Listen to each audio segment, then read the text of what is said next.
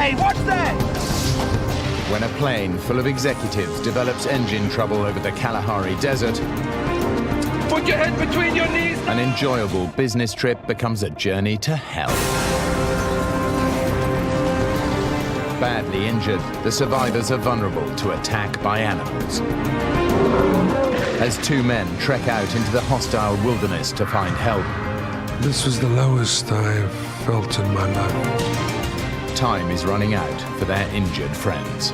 You have to come to terms with reality. I think we're going to die.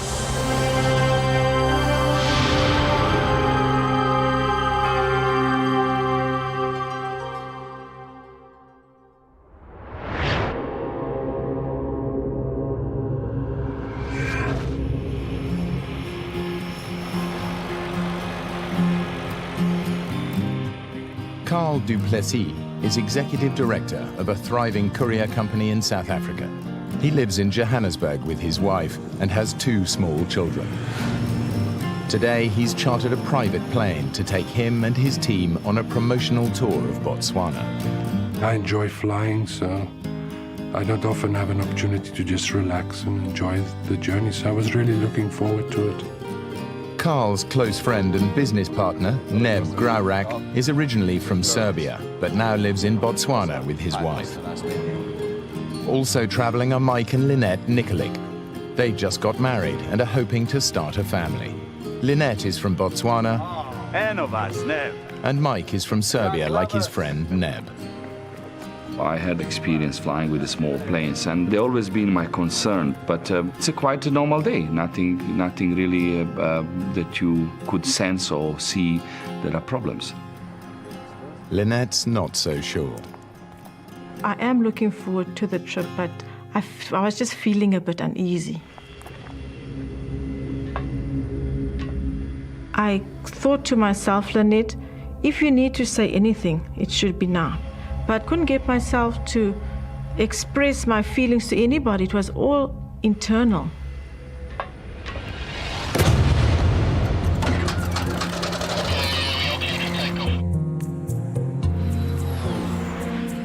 These entrepreneurs are used to the advantages that come with success. Today, their chartered plane is taking them from the capital of Botswana, Gaborone, to the small town of Maun, 600 miles away. It's a 2-hour flight which will take them across the vast expanse of the Kalahari, the desert whose very name means the Great Thirst. Guys, help yourself to some soft drinks in one of those coolers.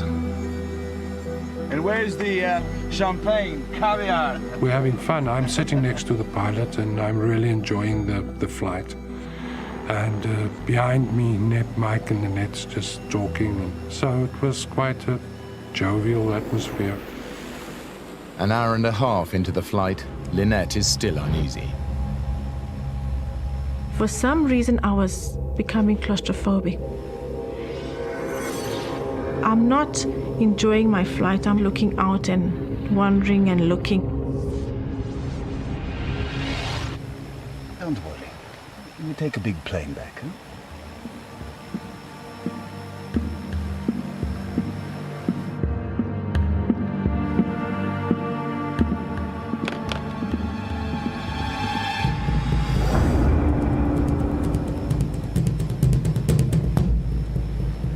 I looked towards one wing, the engine, and I saw a bit of oil coming out of the wing. Neb.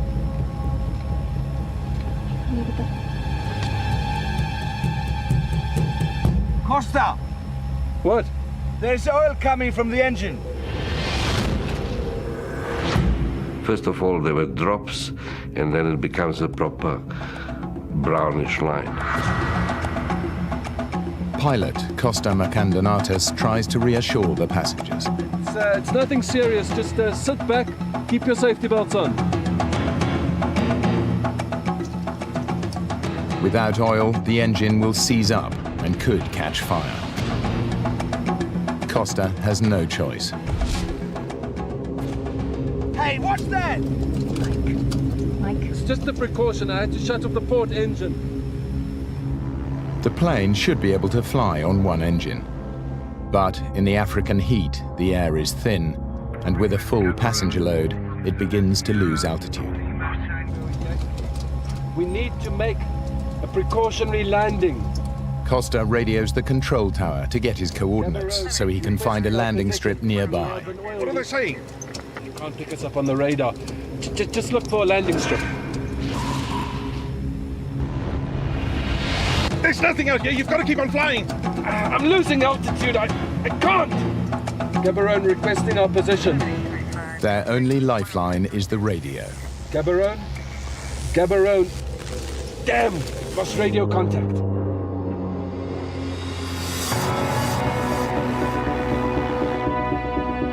Costa knows he's going to have to crash land. I took Mike's hand, I took Ned's hand, and I said, God, I'm just asking for safe passage.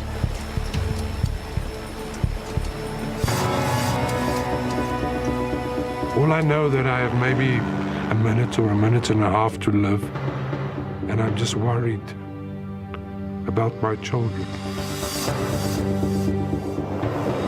I remember elephants running in a panic because of the aeroplane coming. I just saw the earth coming closer and closer and closer. I know that air crashes, you really don't survive. Put your head between your knees now!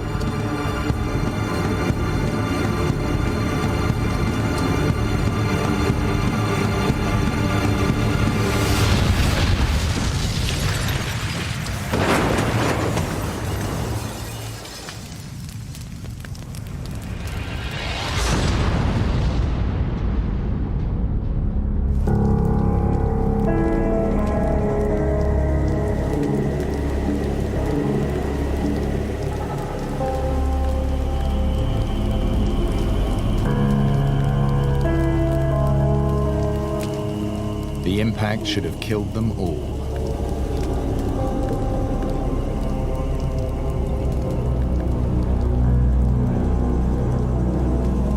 I'm still alive.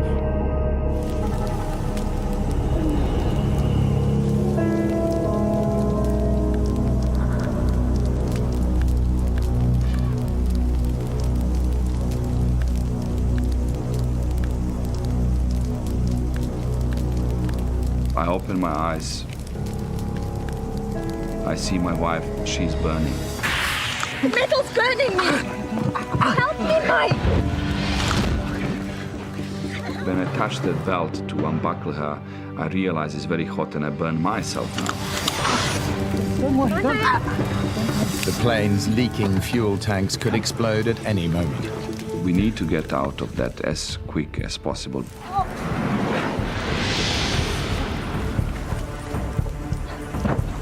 Your body is kind of state of shock. You try to get up and you just fall down.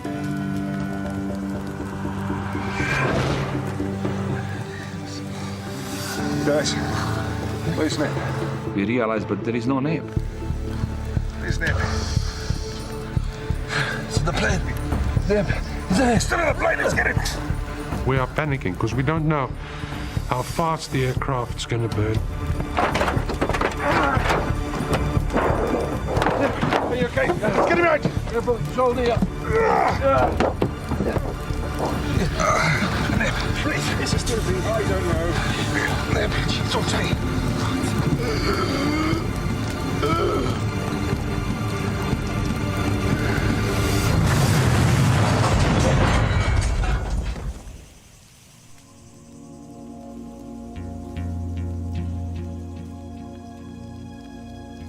The survivors are shocked and injured.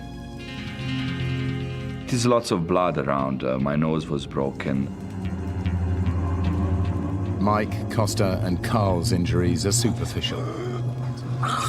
But Neb is in a bad way.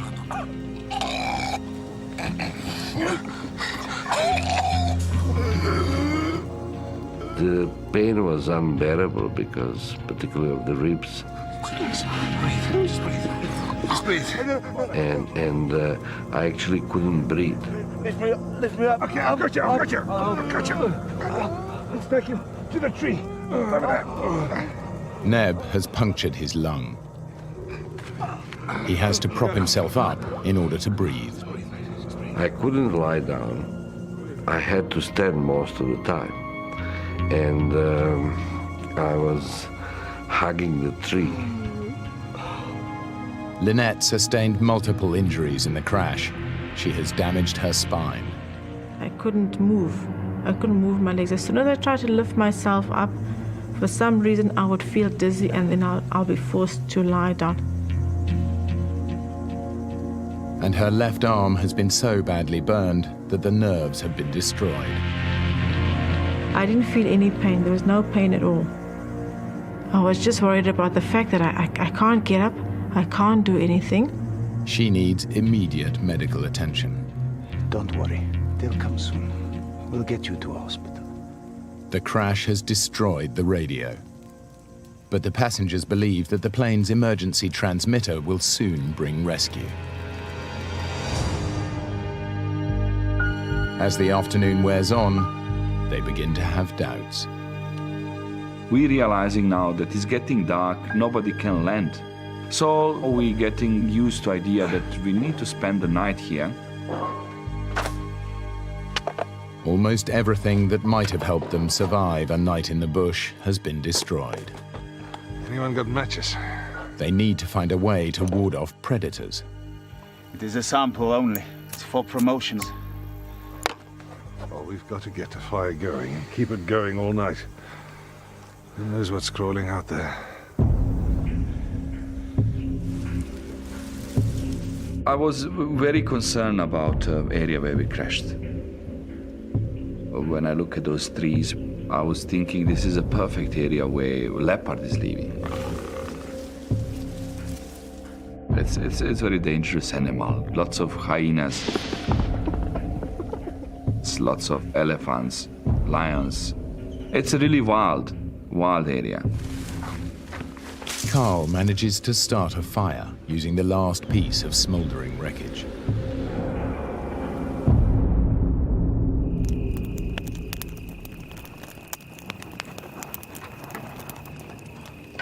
The pilot and the executives prepare themselves for a terrifying night in the bush. They know it's a dangerous time. Lion, leopard, and hyena are out hunting, on the lookout for weak, vulnerable, or injured prey. I can hear things move around in the forest, and I'm scared. There's a totally alien environment. You can feel the presence. There are they, you don't see them, but you can feel there is something is around you. The only thing that keeps them going through the night is the knowledge that they will be rescued in the morning.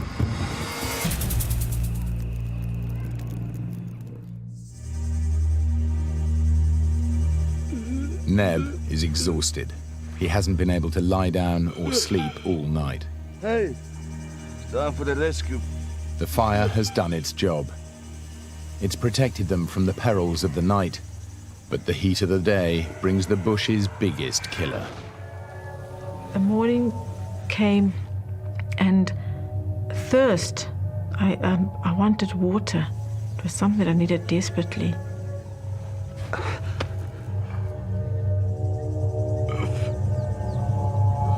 The thirst is unbearable. Your mouth is so dry that you can even feel the pain in your mouth, in your tongue.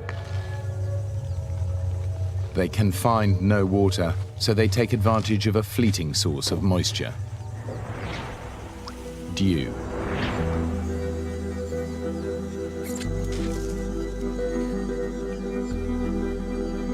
You get a little bit here and there, a couple drops, but it's not enough. In no time, the African sun evaporates their only source of water. All they can hope for now is that rescue will come quickly. We're under the impression that there's an emergency transponder unit in the tail transmitting our position. So if people look for you, that they will be able to find us. I can hear a plane.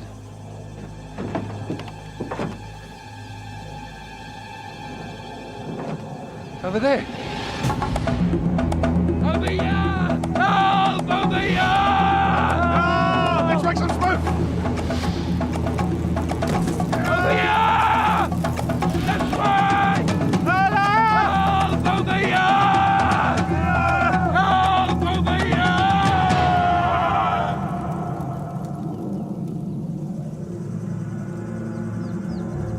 Over here! But it's not a rescue plane. We look up, it's very high, and it's clear that it's never going to see us.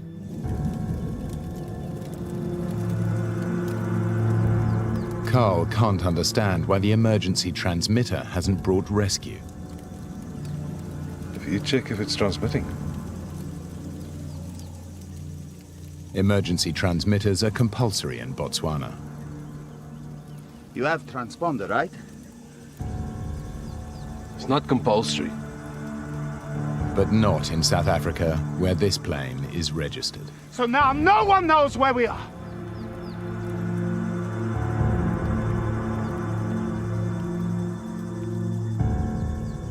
We're realizing now that things are not so straightforward as we thought. What is going on? They'll be here soon.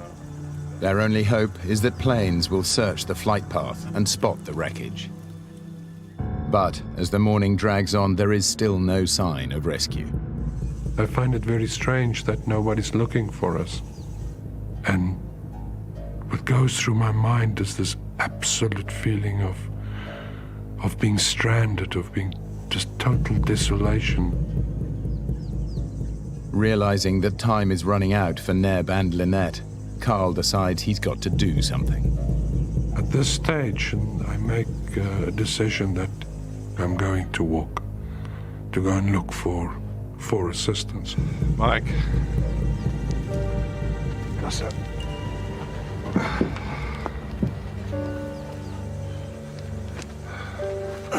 I'm gonna walk. Don't be crazy. You'll die. If I walk, we double our chances of rescue, and Lynette and Neb need a doctor. I go with you. No. I'm not injured. I'll go. Be safer with the two of us. Costa has calculated that they've crashed about 150 kilometers south of Maun. So when do we leave?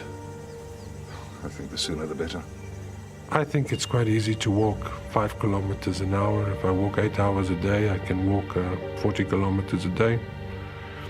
I can walk to Maun in 4 days. You thought that you are not going to see him again, because you are not going to be alive.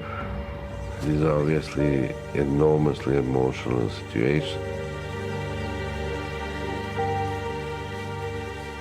The decision to walk is not an easy decision to make. Will the people that are staying behind, will they cope without Costa and I? I'm worried that they don't have water. I'm worried whether Mike can take care of both his wife and Neb. But it's the decision that I've made, so I decided to just go with my decision. And Costa and I set off.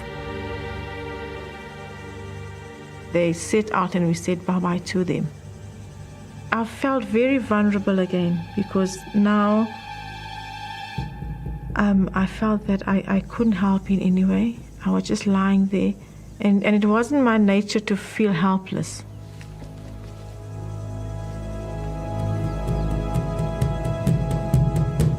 Mike has no idea how long he'll have to cope alone. If I collapsed, then things can go bad. Mike was my lifeline. It was very frightening because now I felt this is getting very serious.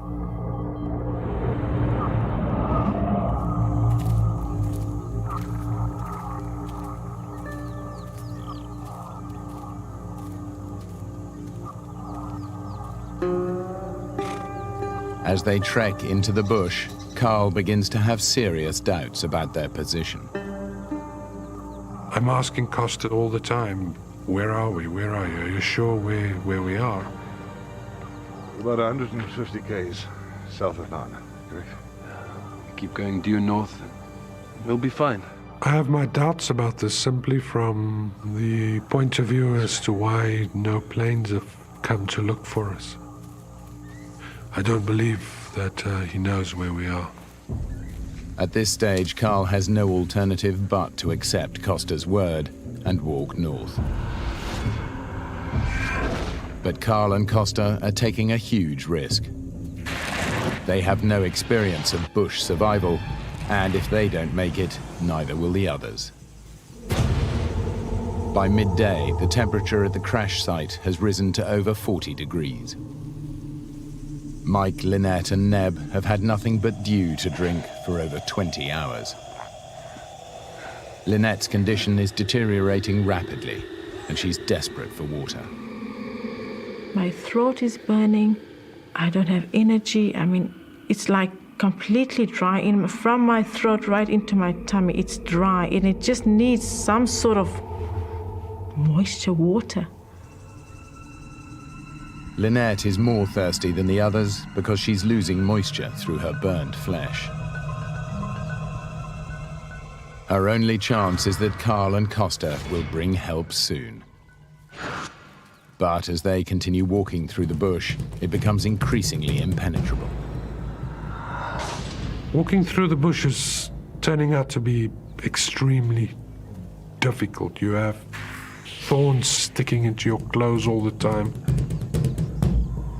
But then they stumble across a solution. Costa, over here, quick!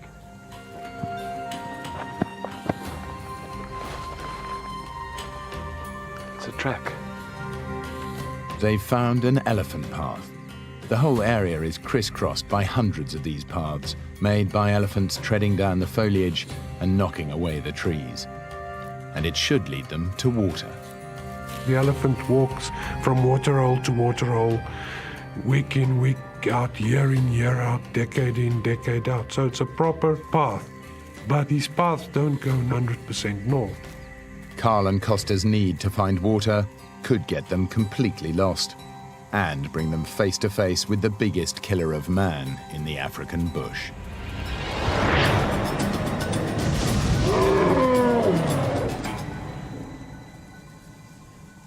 Plane crash survivors Carl and Costa have made the risky decision to leave their injured friends behind and trek out into the African wilderness to find help. They've been following elephant paths for hours and are desperate for water. Costa, Costa, look. Right in front of us, next to the path, is a waterhole. It's just a really small, little, muddy waterhole.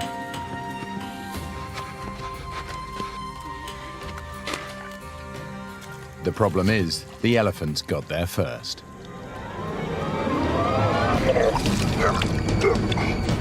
It smells awful. It tastes awful. It's full of excrement from the elephants, urine from the elephants. It's really foul. The water is a breeding ground for dangerous bacteria.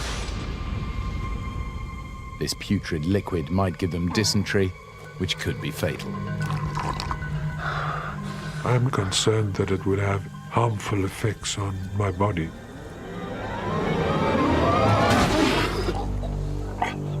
And yet, when you're thirsty, it's drinkable. Back at the crash site, Lynette, Neb and Mike are facing a similar dilemma. What came to my mind is to drink urine, so that is the something which will carry us alive. I was worried about kidneys, I was worried about dehydrating and things like that. There is nothing else we could do. But recycling their urine is a short-term solution. It will soon become poisonous. Facing another night in the African bush, their only hope is that Carl and Costa have reached safety and will bring rescue in the morning. We've now walked a whole day and we haven't come across any sign of people. We're exhausted, so we take one step out of the elephant path and lay down to go to sleep. What they don't realize is that they're blocking the path of a herd of elephants.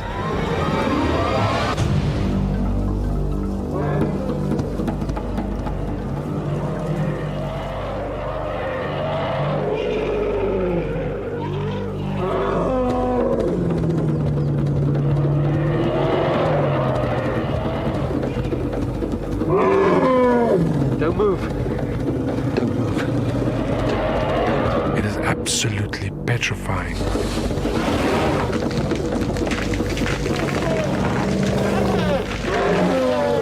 Costas is telling me not to move, but I'm unable to follow the instruction.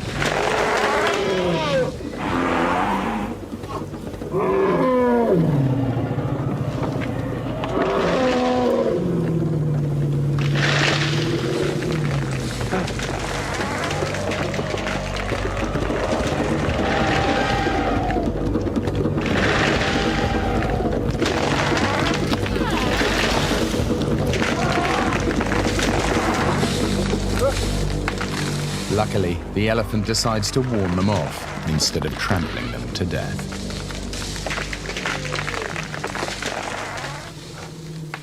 As night falls, the African bush has another surprise for them.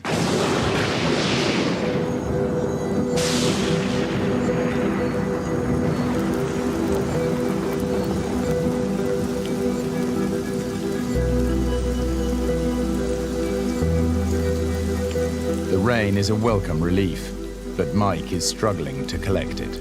I put various plastic things around just to try to collect some water, because obviously that's what we need.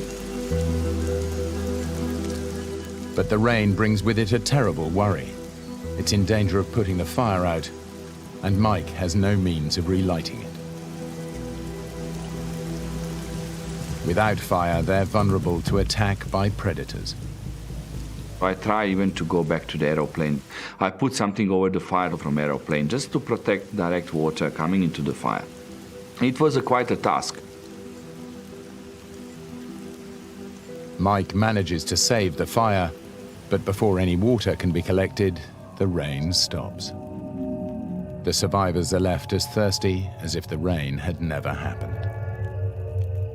Being wet and still be very thirsty, it's horrible.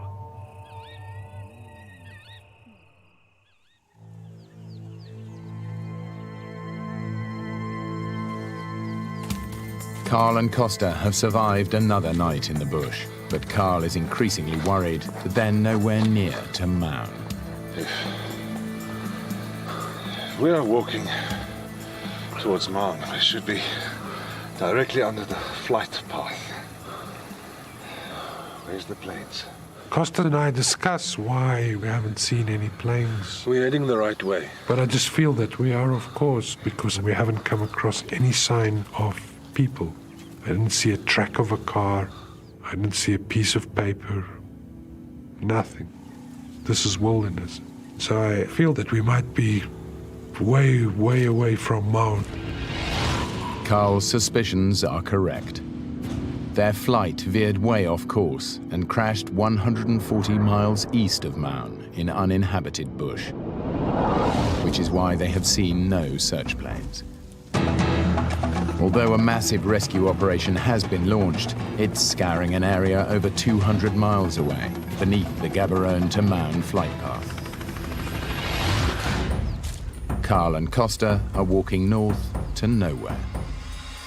And time is running out for the survivors at the crash site. Things are getting worse and worse. Lynette is now getting more seriously sick. Sometimes she loses herself for 10-15 minutes, doesn't know what's happening. And I vaguely remember him raising his voice. He said, we're going to live long, we're going to have children, you know, everything will be fine, we'll be happy. Mike is also struggling to look after Neb, who's had to stand up for 3 days and nights just to be able to breathe. Sleep deprivation and chronic dehydration are weakening Neb's grip on reality. Thoughts about snakes, hyenas, putting you into panic mode. Neb is panicking. He wants to go now. Mike was trying to advise me not to go. It's too dangerous out there. I'll go on my own. I can't leave Lynette. She can't move. Sometimes you have this fix in your brain, you want to do it. Mike thinks he'll never see his friend again, but there's absolutely nothing he can do.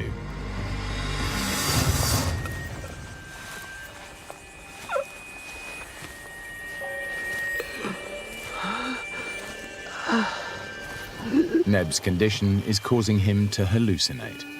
I wanted to find village with the people who will just pull us and rescue us.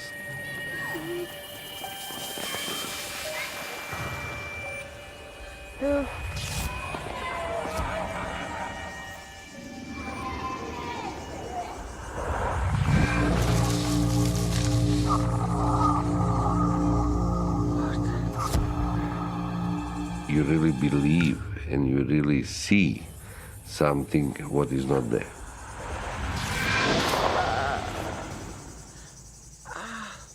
The moment when you see there is nothing there, that is a big disappointment.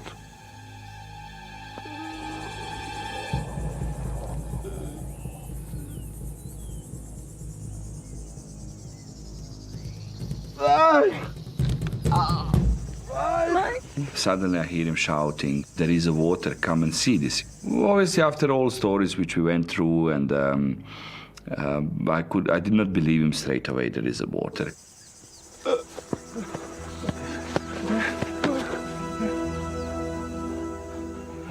But this time, it really is water. We had plenty of Zippo lighters, but we were actually using for as a promotional material, and that lid of Zippo lighter was very useful to extract that water.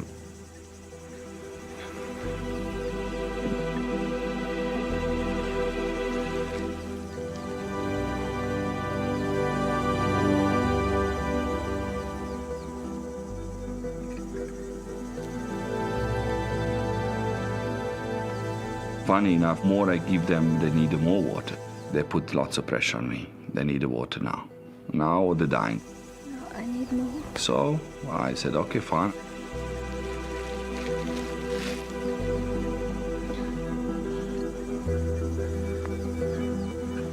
These few sips are barely enough to see them through the night.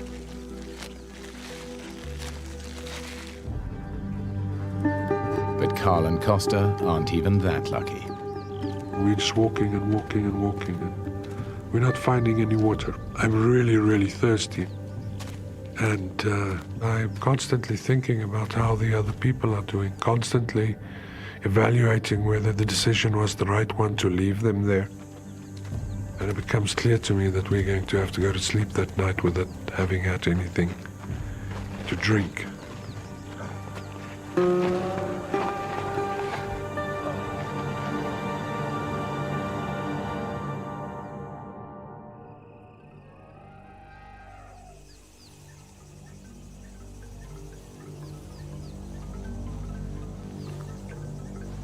I woke up in the morning and I was aware that something was irritating my left hand. And I looked and I lifted up a little bit and I saw all these little wiggly things on my hand. And then I realized it was maggots. I tried to clean the maggots out with my fingers, try to clean the wounds, because I thought it's a very bad thing, what's happening. Mike doesn't realize that the maggots are helping to cleanse Lynette's rotting wounds. For him, they're proof that he's powerless against the wildlife of the bush. Even a little bit of control and hope is going away. You start doubting, where is the Carl and Costa? Why they're not coming? The whole world has forgotten us.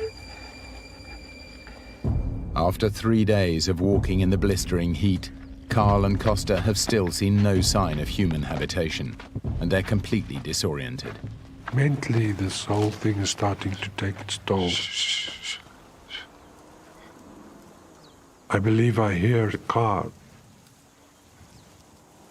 but I don't seem to get any closer to where the sound emanates from. I realized that it was my imagination. And I just wonder how I got myself into this mess. It's much worse than he thinks. Not only are they hopelessly lost, but because they've been following the elephant paths, their route has zigzagged. They've walked for 60 miles, but in fact they're still only 20 miles from the crash site.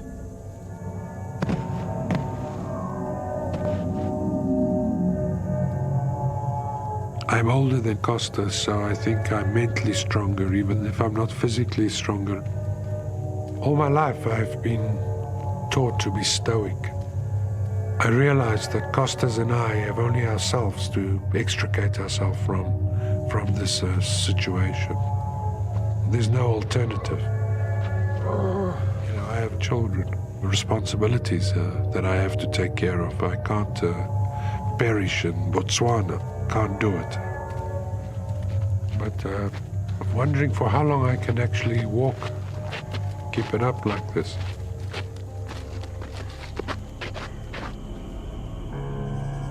For Lynette and Neb, things are going from bad to worse. Mike no longer has the energy to look after them. I sort of fell into depression that afternoon. I remember even it crossed my mind to go and commit suicide, take my belt or hang myself on the tree, because, you know, you just wanted to end it.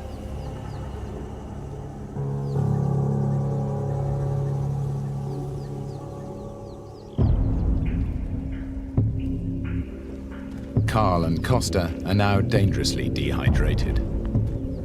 The most important thing in the world now is just to have something to drink. My lips are dry, my inside of my mouth is dry, my whole body just cries out for water. At around 12, we approach the water hole. I sort of go across the lip.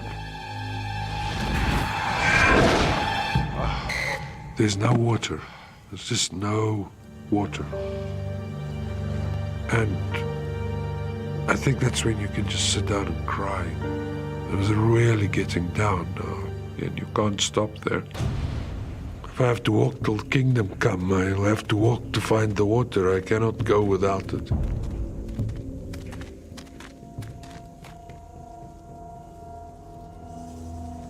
Mike, convinced that rescue is never going to come, decides to make preparations for death.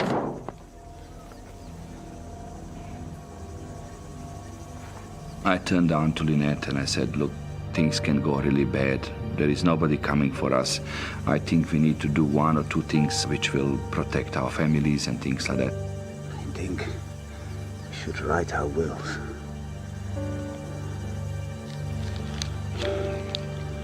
So we took one of my credit card slips and eyebrow liner, and then we wrote the last will and testimony. We actually initialed our signatures, just some indication that if somebody does find us, we were alive for a good number of days before the animals took us away.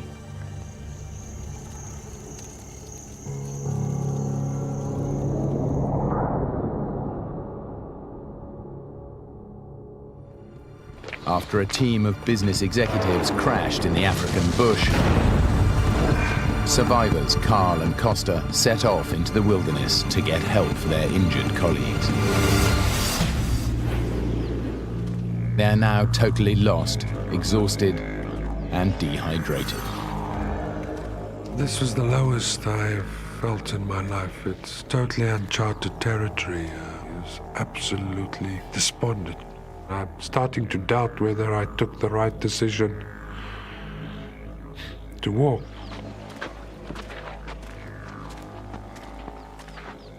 The path reaches the choice either to go left or right.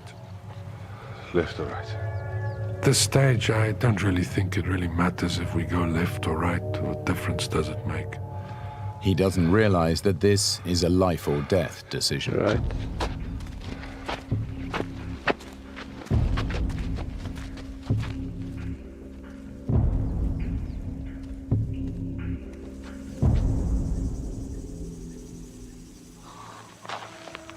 At the crash site, Lynette's body is beginning to shut down. I woke up in the morning and I started feeling very, very cold. And I was lying in the sun, thinking now, Lynette, you have to come to terms with reality. I could see that she's losing strength in her and the body getting like an old tree. You could feel that he's coming to the end. Neb is also getting worse and worse. The pain is now unbearable, awful. We were thinking definitely that we are coming to our end. I think my mind and my body was kind of giving up on the situation.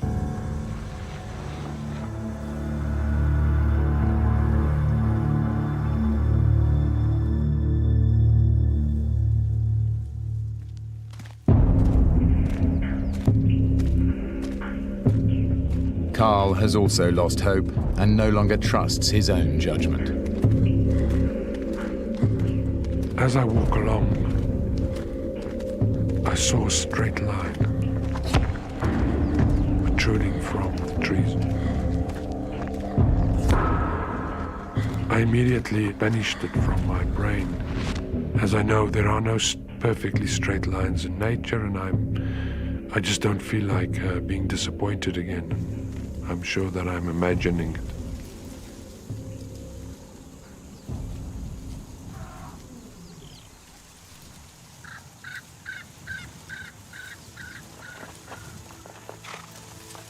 As I got closer, I see the structure built against the side of the hill.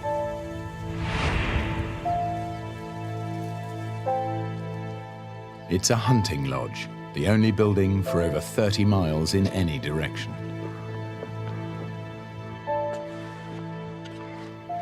I see a young girl reading a magazine. I'm sorry. I didn't mean to frighten you. It's quite a surrealistic experience. My name is Carl Duplessis. We were in a plane accident. Can you please radio for help? Without even asking, I just took a bottle of juice. And while I was drinking, I'm really worried about the people. Back at the plane, and I still don't know if I did the right thing to walk, if I shouldn't rather have stayed there. It's now too dark to send out a rescue team.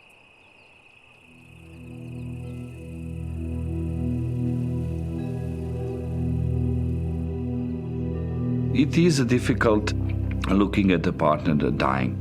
You just got married and then you lose your wife like that in such a bad accident or kind of stupid accident, call it. I need to tell you something.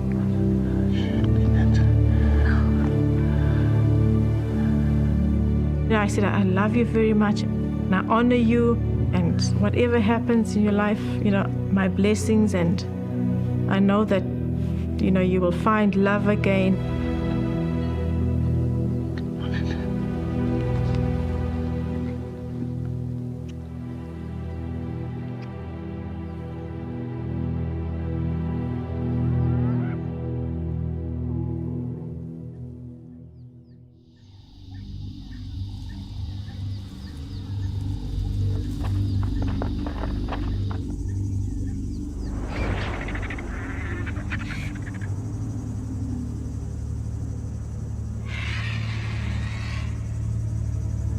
I start seeing the vultures coming around our crash site. I felt that they coming for the meal.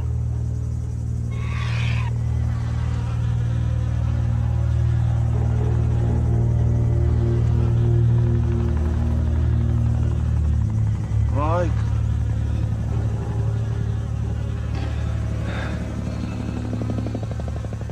Helicopter!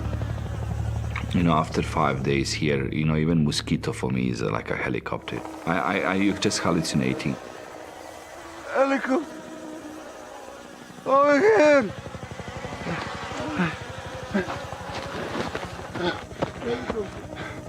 We need to make smoke. Put everything on the fire.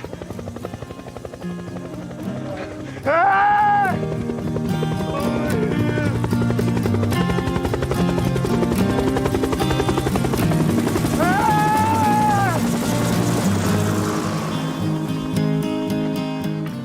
Although the Botswana Defence Force launched its largest ever rescue mission, the plane had crashed so far off course that they would never have found them in time. One of the soldiers comes to me and look at me like this, you know. I said, "Hey man, you're so strong." If Carl had not made the decision to walk, all of them would have died in the African bush. When I saw Neb and Mike and Lynette was alive, it was just an immense relief that washes over you. Lynette's burns were so severe that she spent a year in hospital and had 14 skin grafts. It was touch and go if she would survive, but she and Mike now have 2 children. Neb made a full recovery and still lives and works in Botswana. Carl survived to watch his children grow up. The pilot, Costa Markandonatis, died 2 years later in an unrelated flying accident.